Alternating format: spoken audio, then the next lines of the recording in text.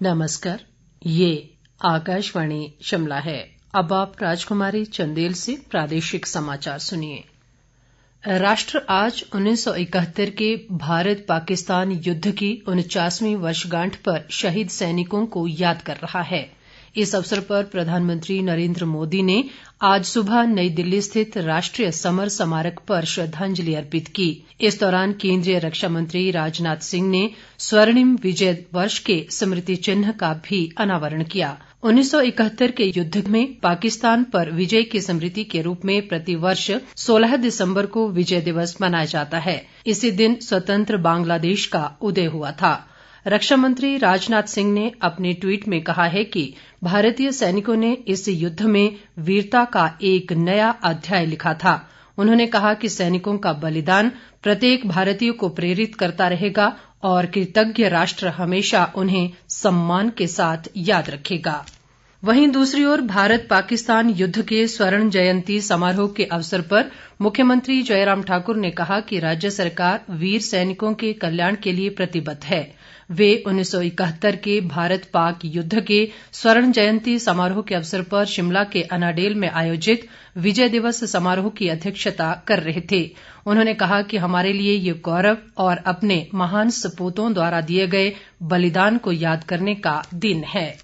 मुख्यमंत्री जयराम ठाकुर ने आज सोलन जिला के वाकनाघाट स्थित छावशा में करीब 85 करोड़ रुपए से बनने वाले कौशल विकास निगम के centre of excellence of tourism hospitality की आधारशिला रखी। मुख्यमंत्री जयराम ठाकुर ने कहा कि प्रधानमंत्री नरेंद्र मोदी का ये ड्रीम प्रोजेक्ट देश का चौथा और प्रदेश का पहला संस्थान होगा।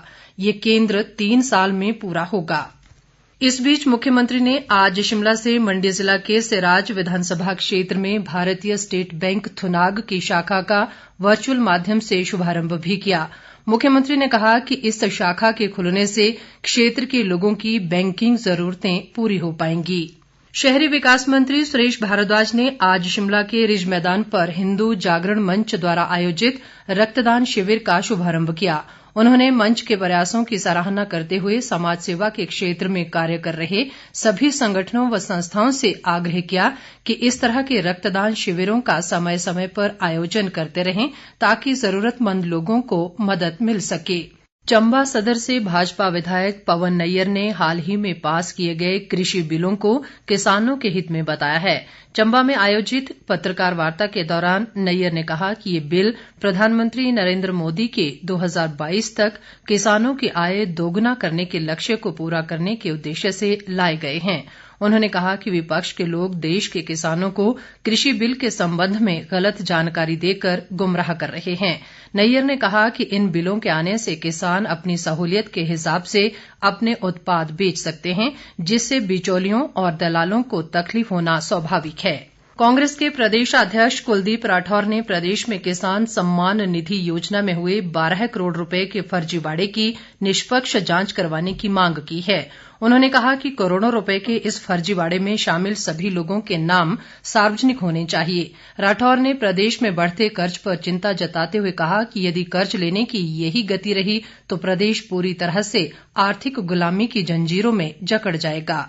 इसके साथ ही ये समाचार बुलेटिन समाप्त हुआ। नमस्कार।